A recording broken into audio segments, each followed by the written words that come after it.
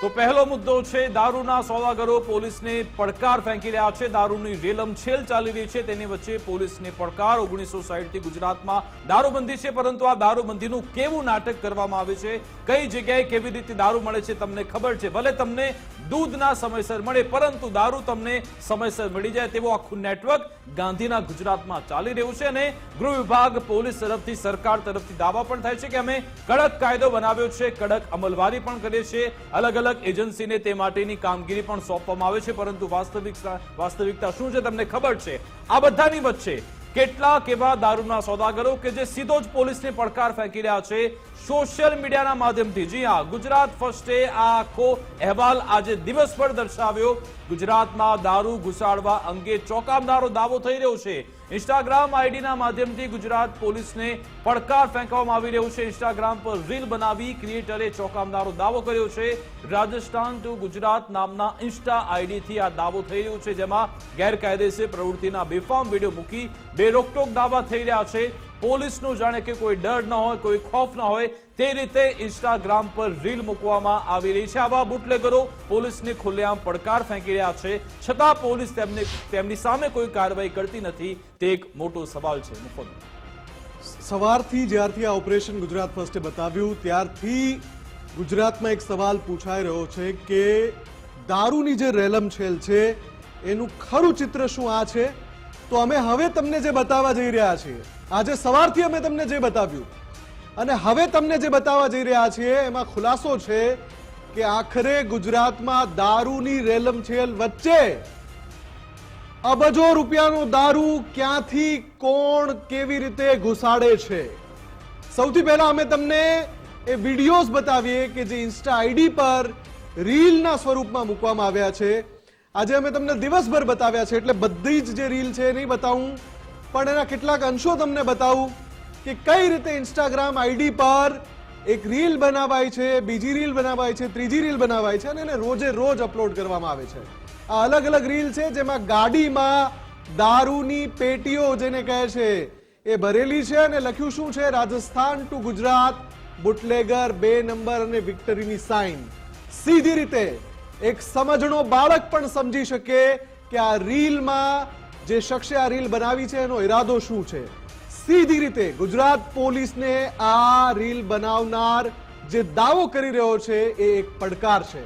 Gujarat police તપાસ કરીને આના મૂળ સુધી પહોંચી શકે છે, પણ જે રીતે એક પછી એક રીલ બનતી રહી છે અને અપલોડ થતી રહી છે, એટલે સૌથી મોટો સવાલ એ પણ થાય છે, એક પછી એક પ્લે કરો। જુઓ, સાંચોર સે ગુજરાત, આ પણ એક જે રીલ છે એમાં આવું હેડર મારેલું છે। ક્યાંથી આ દારૂ ક્યાં આવે છે અને ક્યાંથી ઘૂસે છે, કેવી રીતે પકડાય છે। જો ગુજરાતમાં દારૂ ઘૂસે છે એમાં કોઈ શંકા નથી, ગુજરાતની પોલીસ દારૂ પકડે છે એમાં પણ કોઈ શંકા નથી, ઘણા બધા પોલીસ અધિકારી દારૂ પકડે છે, પણ કેટલાક તો એવા છે કે જે આ આખા નેક્સસમાં નોટોના બંડલ લઈને સામેલ છે। અને એટલે જ આ લોકોની હિંમત જુઓ, આજે નશાના સોદાગરો છે, દારૂના સોદાગરો છે, એની હિંમત જુઓ। એક તરફ એની એક પછી એક રીલમાં દારૂ ભરેલી ગાડીઓ દેખાડે છે, 150, 160, 180 કિલોમીટર, 200 કિલોમીટર પ્રતિ કલાકની ઝડપે વાહન ચલાવે છે। સિંગલ પટ્ટી રોડ હોય તો પણ 180 કિલોમીટર પ્રતિ કલાકની ઝડપ। અને સીધો પડકાર ગુજરાતની બાહોશ પોલીસને, સાયબર સેલ, આઈબી, એસએમસી બધાને પડકાર છે કે આ રીલ બનાવનારા કોણ છે અને કેમ આટલા સમયથી રીલ બનાવીને મૂકી રહ્યા છે, અને મૂકી રહ્યા છે તો એની પાછળ કોણ છે। શું તમારા હાથ બંધાયેલા છે? મુફદ્દલ, તમે એક નાની અમથી એવી પોસ્ટ સોશિયલ મીડિયામાં મૂકો, એ પણ સરકાર વિરોધની હોય, પોલીસ વિરોધની હોય, તુરંત જ તમારી પર મેસેજ આવી જશે, તમને ફોન આવી જશે કે ભાઈ તમે આવું કેમ લખ્યું છે, તરત સરકારને ખબર પડી જાય છે। પરંતુ આ બુટલેગર જે પોતાની જાતને બુટલેગર કહે છે તે એમાં ઇન્સ્ટાગ્રામમાં પણ લખે છે, 60 જેટલા વિડીયો મૂકે છે, છતાં પણ આઈબીને ખબર નથી પડતી, સાયબર સેલને ખબર નથી પડતી, ત્યાંની સ્થાનિક પોલીસને ખબર નથી પડતી। ખબર એટલા માટે નથી પડતી કારણ કે દારૂબંધીનું નાટક થઈ રહ્યું છે। આ નાટકના નામે પૈસા કમાવામાં આવી રહ્યા છે। નીચે વલસાડથી ઉપર પાલનપુરનો જે આખો પટ્ટો છે તેમાં જેટલી પણ ચેકપોસ્ટ આવેલી છે આ તમામે તમામ ચેકપોસ્ટ પર ફક્ત અને ફક્ત તપાસનું નાટક થાય છે. કોને તપાસવામાં આવે છે? સામાન્ય પરિવારજનો, મુસાફરોને તપાસવામાં આવે છે. પરંતુ જ્યારે આવી બુટલેગઢની ગાડી નીકળે છે, તેમની બસ નીકળે છે, તેને સીધો જ એક પાયલોટિંગ કરવામાં આવે છે. તેની આગળ પાછળ પણ કેટલીક પ્રાઇવેટ પોલીસની ગાડી ફરતી હોય છે અને આરામથી આ દારૂનો જથ્થો ગુજરાતમાં પહોંચી જાય છે.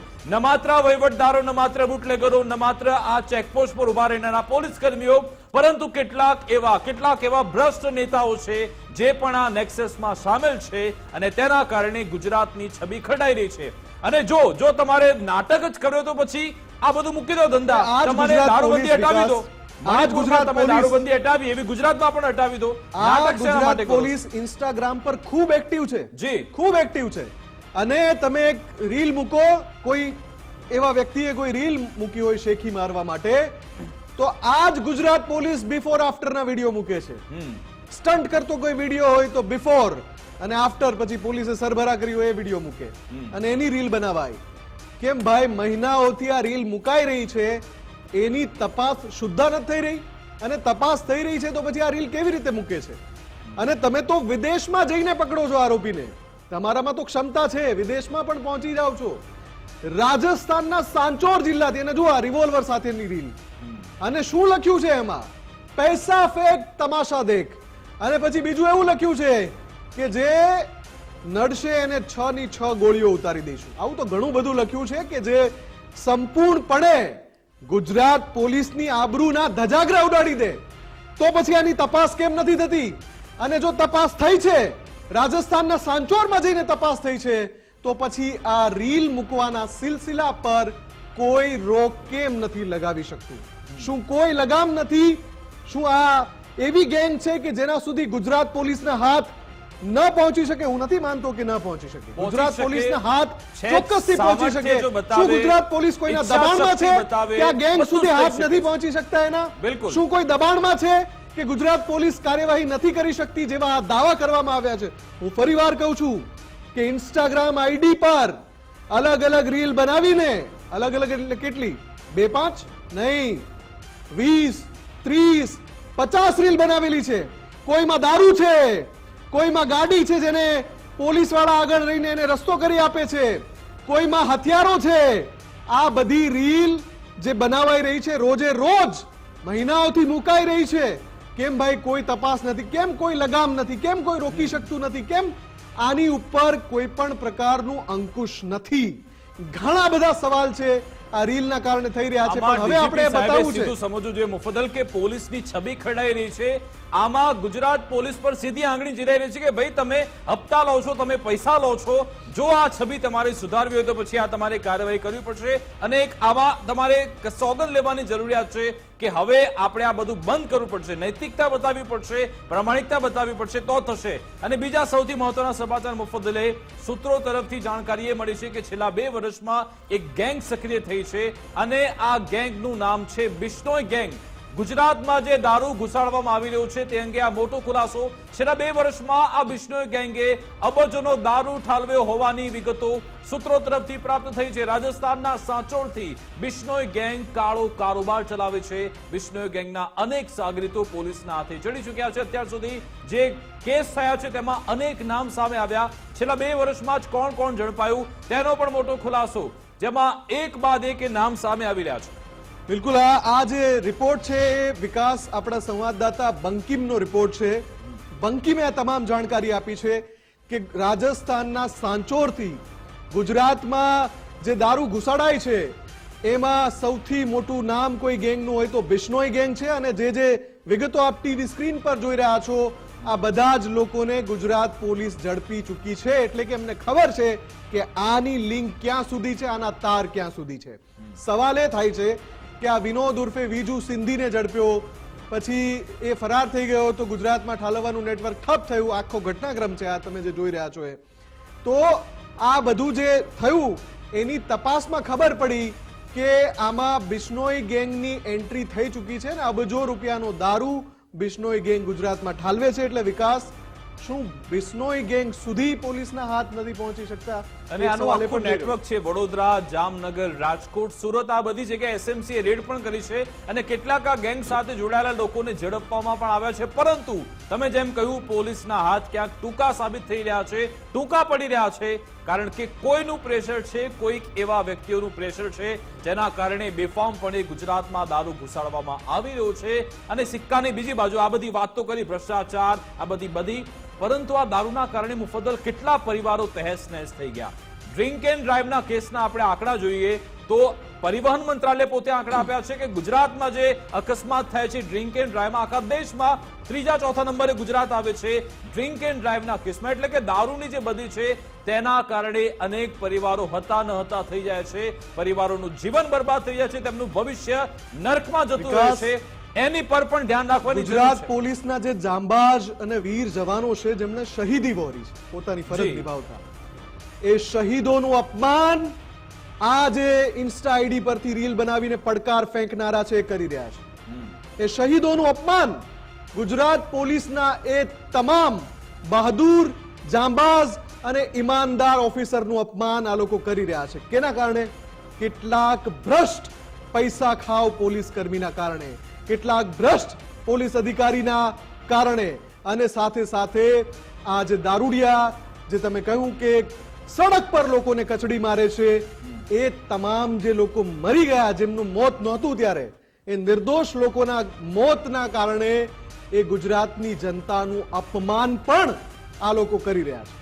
અને બીજું મુફદ્દલ આખી જે ચેન ચાલે છે, ઉપરથી લઈ નીચે સુધી બધાને પૈસા આપવામાં આવે છે, બધા પૈસા લે છે, અને એ ચેનમાં જો કોઈ પૈસા લેવાનું ના પાડી દે અથવા તો તે પોતાની પ્રમાણિકતા બતાવે તો તેને ચેનમાંથી બહાર પણ કાઢવામાં આવે છે ને પછી ગમે તે થઈ શકે છે તેની સામે. આપણે જોયું તો સુરેન્દ્રનગરમાં જે એસએમસીના પઠાણ સાહેબ છે તે ક્યાં જઈ રહ્યા હતા?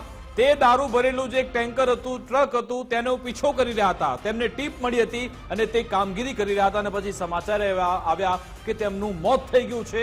હજુ પણ તપાસ થઈ રહી છે કે અકસ્માત હતો કે પછી હત્યા હતી, તે મામલે આપણને ખબર નથી પડી. અહીંયા જોયું તો અમદાવાદમાં જ કે જે એક જાગૃત યુવક હતો કે જેણે પોલીસ અધિકારીને કહ્યું કે સાહેબ, આ કેટલાક લોકો અસામાજિક તત્વો છે અને દારૂ વેચી રહ્યા છે, દારૂ કટિંગ કરી રહ્યા છે, તેમની સામે તમે કાર્યવાહી કરો. એમની સામે તો કોઈ કાર્યવાહી નથી, પરંતુ તે અવાજ ઉઠાવનાર જાગૃત યુવક આપણી વચ્ચે હયાત નથી. એટલે કે જે લોકો પણ અવાજ ઉઠાવે છે, જે સારા પ્રામાણિક અધિકારીઓ છે, તેમને પણ હટાવવામાં આવી રહ્યા છે આ રસ્તામાંથી. પરંતુ ગુજરાતની જનતા બધું જ જાણે છે અને તમે જે કામગીરી કરી રહ્યા છો ને તેનો ક્યારેક ને ક્યારેક તો હિસાબ થવાનો જ છે. તમારે આ મામલે હવે સુધરી જવાની જરૂર છે ને જો ના સુધરવું હોય તો પછી આ બધું નાટક બંધ કરી દો. દારૂબંધીનું નાટક મુફદ્દલ ઘણા સમયથી ચાલી રહ્યું છે ગુજરાતમાં, પરંતુ તેને બંધ કરવામાં નથી આવતું કારણ કે એ જ નાટકની પાછળ, પડદા પાછળ પૈસા કમાવા આવી રહ્યા છે, રોકડ રકમ લેવામાં આવી રહી છે અને તેમના ઘર ભરાઈ રહ્યા છે, ખિસ્સા ભરાઈ રહ્યા છે, પરંતુ તેની સામે લોકોના જીવ પણ ઉમાઈ રહ્યા છે, લોકોની જિંદગી બરબાદ થઈ રહી છે.